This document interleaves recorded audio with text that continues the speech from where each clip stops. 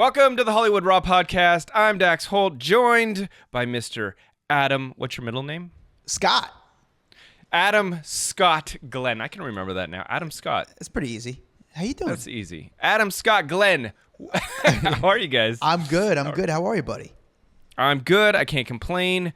I'm a couple cocktails deep right now. That's what I'm talking about. Feeling good for the podcast. I got back from this thing. It's called like Concert in the Park with the family, and there's kids everywhere, so you kind of have to drink to make it a fun time. You know. Yeah, I get it. Totally. Listen, I totally get it. Good for you. I'm glad you're in a healthy and a good. What kind of vibe was it? Like, there's a ton of people out or what? Dude, it's crazy. There's like all of Anaheim is in this one park, and kids are running around everywhere. People are dancing. They have theme nights. This one was like country, which I'm not a big country fan, but like they had some good songs on, so I can't complain. Was there any celebs there? Like, do you spot anybody? I know it's Anaheim, but do you spot any or no? No, dude. People are like saying hi to me. I like. Let's show you how low the bar is set at this place. But when you go to something like this, do people know who you are? Do people come up to you? Yeah, but you got to realize I've lived in this neighborhood for a very long time. So, like, back to my TMZ days. So people would say hi to me at the grocery store, and now they start like, oh, hey, Mr. TMZ guy. I'm like, I don't work there. I haven't worked there for like 6 years. Yeah, I get it. All right. Let's get to this. We got a good raw rundown. Get you guys ready for the weekend. Going in knowing all the hot celebrity entertainment news stories so that, you feel like you know what you're talking about. Before we do that, let's get to a review. I pulled a whole bunch of new reviews. We had a bunch stored up that I hadn't got to. So as Adam always says, it's our form of payment from you guys. We don't ask for money. I mean, we could, but we don't ask for money. We don't have a Patreon, so all we ask for is for 5 seconds of your time to go to iTunes, scroll to the bottom where it says reviews, leave us 5 stars, put a nice comment, say how Adam's hair looks good, how my butt looks good, whatever you want. Just say something, and then we'll read it out loud here as a little thank you. Yes. All right, Adam, give me a number, 1 through 10. 4. 4. 1, 2, 3, 4. All right, this is the comment I'm reading.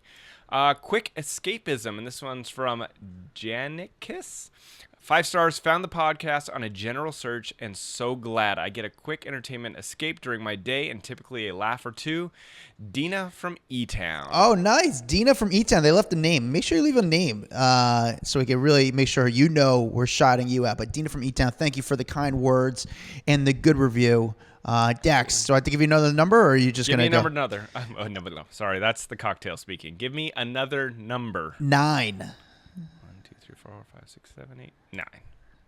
All right, this one comes from. I don't even have to read the name on here. Great podcast, 5 stars. Becky from Bella Vista, Arkansas. I'm so glad I caught you all on Juicy Scoop. Love this podcast. It's informative and so much fun. Becky with the good hair. Love it. Thank you, Becky. From Bella Vista, Arkansas. Next time we're in Bella Vista, Arkansas, we'll meet up at the Applebee's. All right, one last number. Okay. No, you give me a number. Oh, okay. 2. 1, 2. Spy Girl, best escape. Thank you for the fun and the lighthearted view of celebrity. You two are so relatable. Aw, Spy Girl. That was nice. That was nice. That was a nice thing to say. I wish we had your name, but we don't, so we're going to move on. She's a spy. We can't know her name. Let's get to it. What is it? She's Spy Girl. You can't know her name. Spy Girl. She's incognito girl. All right, let's get to it. Number 10. You love yourself some housewives. I didn't even know who Erika Jayne was for the longest time, but she is now being ordered to turn over her $1.4 million diamond earring. So if you've been following the Erika Jayne court drama, her and her, is it estranged or actually ex-husband? Do you know? I mean, it's estranged, I guess. Okay. Yeah. So she filed for divorce back in 2020. She's facing a $50 million racketeering lawsuit, plus a $2.1 million aiding and abetting suit, all because her ex-husband was wrapped up in all kinds of alleged fraud and stealing money from the firm that he was working with and funneling it into different corporations, including one of her corporations, EJ Global. Well, I guess a judge in this said, listen, there was a pair of earrings, very expensive diamond earrings, that her ex-husband gifted to her. I'm sorry, estranged husband gifted to her. And he is saying that money that bought those earrings was embezzled out of the company and into those earrings. So Erika Jayne is saying, look, I didn't know. I had nothing to do with this. These were simply a gift. And her lawyers are saying, look, she is now facing more issues because of her ex-husband. Like, she shouldn't have to hand over these $1 million earrings because he's a douchebag. What are your thoughts on this? I just remember when we were at Dr. Drew's. Can we say this story? Yeah, of course. So we were at Dr. Drew's house doing his podcast, and a very nice part of California. And he actually said to us, see that house over there? And it was like directly behind him. He goes, that's where Erika Jayne lives. And I was like, whoa, this is like right during the start of all the drama with her and her ex-husband. And I was just like, I was so curious to check out this house. Like, he lives... And we definitely tried to. Yeah. Like, let's be honest. We were with Drew's wife, Susan, who is awesome. And she was like walking us around, showing us. And you could tell that she was entertained by the whole thing. Yeah. And she was walking us to the edge of the property, looking up, but we couldn't see anything. Yeah. I was really like, wow, this is kind of like a newsworthy shot. Like, because I don't know how many people got to her house. You know, I'm curious what the house looked like, especially after how much money they made. And, how much money we don't really know how the money got there, which was not really legal money. So, but how this story ends, it's sad. It's gonna get weird, and you know, Erika Jayne is. Do you think she's guilty? Do you think she did not know where this money was coming? I know nothing about Erika Jayne. I know where she lives. That's legit all I know about this woman because of Dr. Drew. I did not watch her on Beverly Hills Housewives or whatever Housewives program she was on. I didn't watch. I didn't know anything. So this report is the first report I've ever done on Erika Jayne. Yeah, but when you see the videos of the husband now, like he was already old, but he's definitely like he's shot. Like I don't like it's one of those things that's really sad where I don't think it's not gonna end well for him in the next. No. I don't know. When you steal money, it doesn't seem to end well. Let's move on because I can't talk about Erika Jayne. Number 9. All right, number 9. Nick Cannon, now father to baby number 8. So his baby mama, Brie Tessie, gave birth to, I believe it was a son. Welcome their baby son. Yes, baby son to the world. And keep in mind, Tessie is Johnny Manziel's ex-wife. I don't know if people have connected that or know that, but on a Monday, I guess they had the birth. They posted a bunch of photos from the day. Nick was there. It looks like it was all done like at home. Naturally. Yeah, naturally at home. Ugh. There's a bunch of photos of Nick and her like sitting in the bathtub, and then her like crouching outside, and you could tell that she's going through like what is it, labor pains, all this kind of stuff. God, that's gnarly, man. It's gnarly. The crazy part is, you know, she was awesome on IG saying, you know, blessings to Nick Cannon, which I'm like, I'm pretty sure he should be saying that to you, not the other way around. Yeah, he was there to support you, but you did all the hard work. Anyway, Nick Cannon is saying he wants more children. I'm like, bro, you got 8. How do you afford 8 like child support payments? Just like another season of Wild 'N Out. That's how you afford it. Like that's the show. Just like they canceled the show, and he's like, "Dude, I need the money." And they're like, "All right, keep going. Paycheck. I need a paycheck." So I mean, that's 8 kids, man. That's 2 is more than enough for me, and I can barely handle them. Cannot imagine 8 children, but to each his own, right? Good for him, I guess. He's as long as he's happy, it's just the whole thing is just a little surreal. All right, number 8. Number 8. Ooh, Beehive, not happy. There was some music that was leaked out. There was a reported leak of her new Renaissance album. No one's been able to confirm whether or not this is the album as of now. But I can tell you there's a lot of Beehive, her army out there going crazy on Twitter saying, don't listen, don't download, don't support this. She hasn't put it out. I'm always honestly amazed when because Beyonce always somehow sneaks stuff out, right? Like a music video, suddenly it's there. A whole album, suddenly there.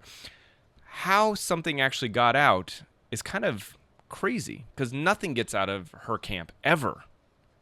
Do you not agree? I don't know. No, part of me wonders if this was like a strategy to like kind of get the word out, but but majority of me disagrees with that. I don't think. She's so I don't wonder how someone. Yeah, I don't know how someone. People don't even know that she's like even really like we knew actually with this that she was recording, but we didn't know where in that recording phase she was. It's amazing the Beehive is saying, "Hey, we don't support this. Do not download. Just wait." But it's wild how stuff like this actually comes out. How many of those fans do you think actually were like, "I'm gonna wait," and not listen to it? Like if the link is sitting in front of them and they are huge Beyonce fans, what are the chances of them not pushing play? I think they might listen to a 1, but these people it's the Beehive, you know, like they're like Beyonce is their Lord and Savior. Like they go. This is not like when they listen to a new album. That's like going to a church service. Like that's how it is. So I do think they will actually listen to it because the story itself, it got a little bit of buzz, but not insane amount of buzz. So I think that was part of it to make sure that this story didn't have so much gas on it. So it became such a strong story that people went searching for the album. Beyonce is like so intense with all these releases. I could see her going out of her way, recording 8 songs that aren't real songs to leak out, to get it strummed up, to then actually release the real album. Yeah, I can see that. See it like 100%, just as a really smart publicity move. All right, let's move on. All right, what's the next? We're number 7, Britney Spears. Winning again. She will not be deposed. You know, there's a whole nother lawsuit going on against her father, Jamie Spears. Well, one of the things, Jamie is going to have to sit down and do a deposition talking all about these allegations of him apparently making her go to therapy, not letting her have medication, bugging her phone, all this kind of stuff. And so as a part of Jamie's court case, his lawyer said, well, I want Britney deposed then. I want to have her sit down. We want to grill her, ask her a bunch of questions. And the judge said, absolutely not. She has gone through enough. She has had to be under this conservatorship for 13 years. So, no, you do not have to have her sit down and do a deposition, which, again, another huge win for Britney Spears. If there was a deposition, would we be able to see that video? Dude, it's so wild. Sometimes you do, sometimes you don't. And I definitely think if this one was recorded, everything's been so private in that case, other than what Britney wants us to know. But everything's kind of been under lock and key. And the judge basically said, like, I think it would re-traumatize her. So I don't think we'd ever see that tape, personally. Yeah, no, I could. That would be, if that happened, that would be a very, very interesting deposition video because I feel like that would be our way of seeing like the real Britney or where she's at this moment. All right, number 6. All right, number 6, Wendy Williams. So, okay, this is a crazy story, but her ex-husband claims that the producers for the Wendy Williams show refused to help her with her addiction problem. So Kevin Hunter sat down. That's a wild claim. This is a wild claim. He sat down, talked to Page 6 exclusively, and basically said her and him, her family, all these people were getting together saying, look, her alcohol issues they're out of control. We need to do something. And the family said, and they invited the producers of the show to sit in and help as well because they felt like those are the people that are paying her, and so maybe they have more influence than maybe the family would have over her. And he is, again, this is him claiming it. He is claiming that they would not sign off on anything that would take her away from doing her job. So if that was rehab where she had to leave and go to Florida and stay in rehab for 30 days, it would take her away from doing the show. So they didn't want to sign off on it, which means in layman's terms, they don't care about her. They just care about making money off of her and the show. Wild claim. I don't know how, the producers aren't going to comment on this. This is just this is all what he's saying. I mean, I remember running into this guy years ago. This is more than 10 years ago. Wendy Williams used to do a comedy show at Caroline's. This is before she had the TV show. She had a radio show, and she would come in with the husband, and she'd get on stage first, and the show would sell out. And she would get on stage in the beginning with the husband. They'd come in like an entourage. They'd stay after she got on. Again, it was the Wendy Williams comedy show. She would stay for like 7 minutes and then quietly bail. And I just remember like he was the one who run the ship. Like it was just the way he handled it. It was like he was her manager, which he was, I guess, to some extent. And just like she listened to everything he said. I don't know if I trust this guy based on a statement like that. I'm just saying. Interesting. Number 5. Shawn Mendes canceling the rest of his tour for mental health reasons. You know, he had it was a big deal when he canceled it the first time because of COVID, and then he announced that it was coming back and everyone was going crazy. Well, now he is canceling the rest of his tour to continue his mental health break.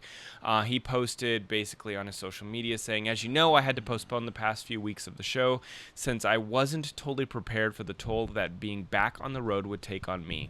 The Treat You Better, I'm sorry, that's the song, The Treat You Better. Yeah. I was reading straight from the article. He said, I started this tour excited to finally get back to playing live after a long break due to the pandemic, but the reality is I was just not ready for how difficult touring would be after this time away. So, listen, I can't knock someone for taking health first. You know what I'm saying? Like, do what you got to do. I can't imagine some of the pressures that he is under performing, and his love life was so scrutinized and all this, and he's like, give me some time to just do me. He's still young, guys. He's crazy young. He's 23, and I think that this day and age, people take mental health so much more serious, and it's a good thing because you don't have as many breakdowns and overdoses and everything else. Yeah, he's a talented guy. You know, I'm curious. I mean, I'm sure he's going to bounce back. He's going to bounce back, I'm sure, very strong, but we wish him the best. And with that, we say number 4. So number 4 was going to be Brad Pitt is dating, but like that's legit. The story was just he's dating. Not that he's dating someone, just like Page 6 did a whole article about he's now back willing to date. So I'm going to switch that one out for Gwyneth Paltrow, who jokingly told Hailey Bieber that she fucked her dad, Stephen Baldwin.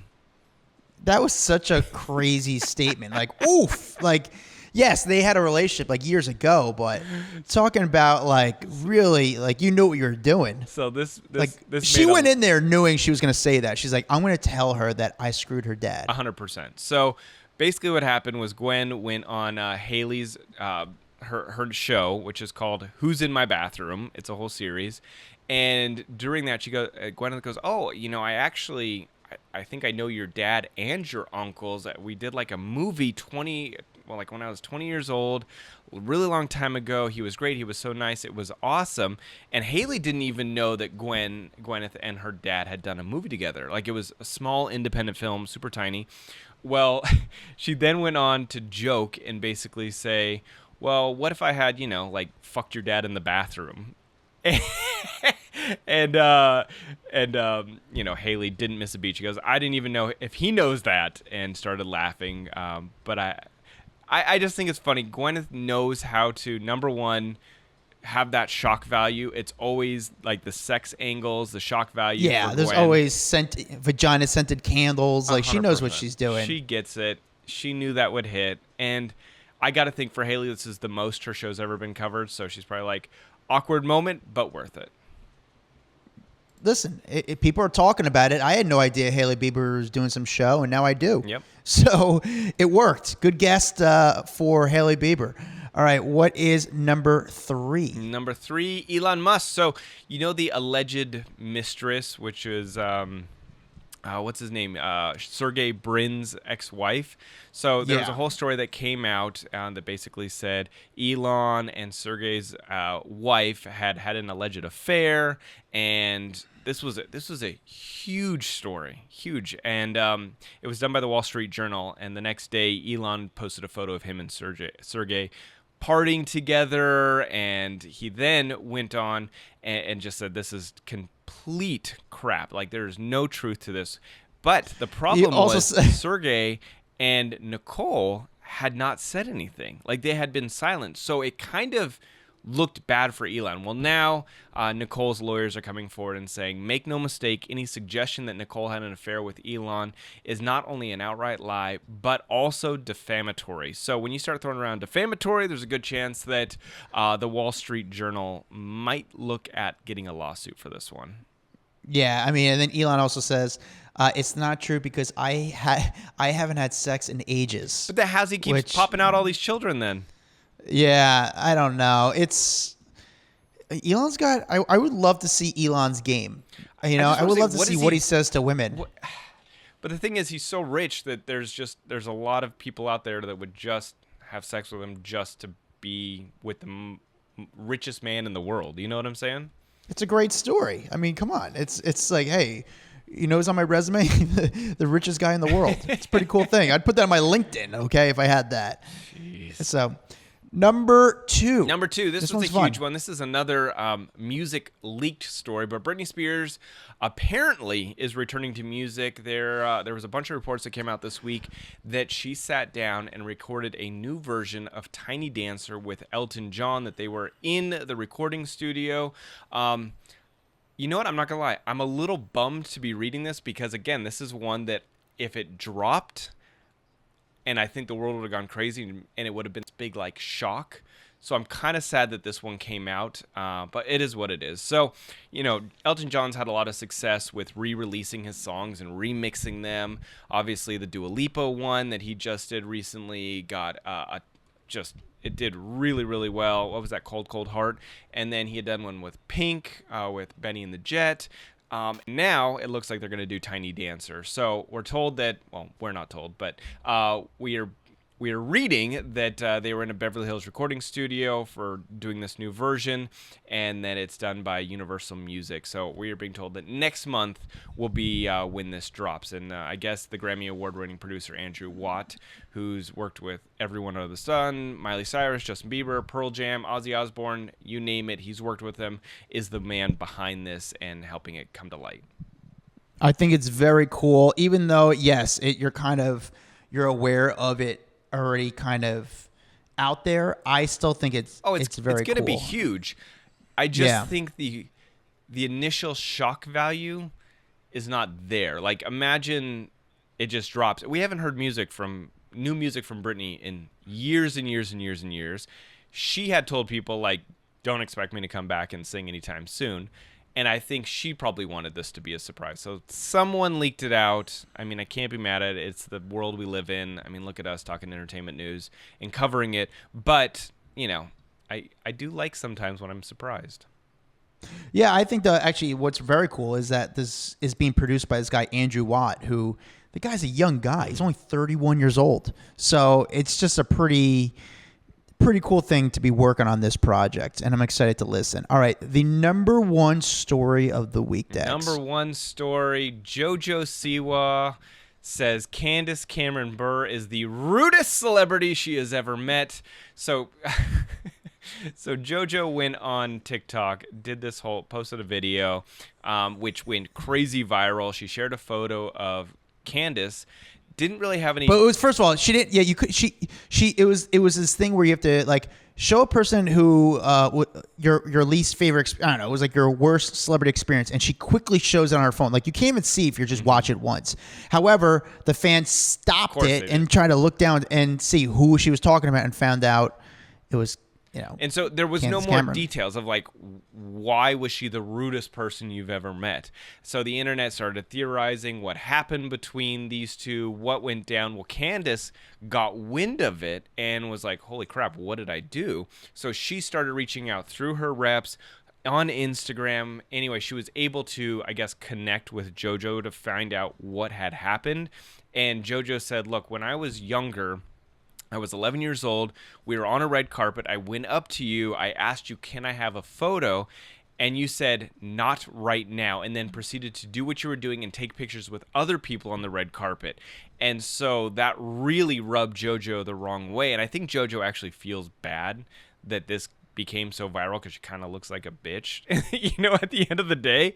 But she said, look, now that I'm 19 years old, you weren't being mean. I get it. As an adult, when you're on the red carpet and everything's happening, you're being pulled in different directions. It's really hard. And she knows the pressure now of being a celebrity and everyone kind of going after you. And she goes, but at the time I was 11 and I was heartbroken.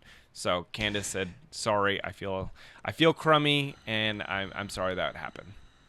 It was a miscommunication. Listen, we out people for assholes for us all the time. So, I mean, I don't feel bad because it was like, listen, it would happen. She was an asshole at that time. But also, so Candace is one of those people I haven't heard multiple reports about her being a jerk. You know what I'm saying? Like when we do our stories and report on people being jerks, it's normally because they're a repeat offender.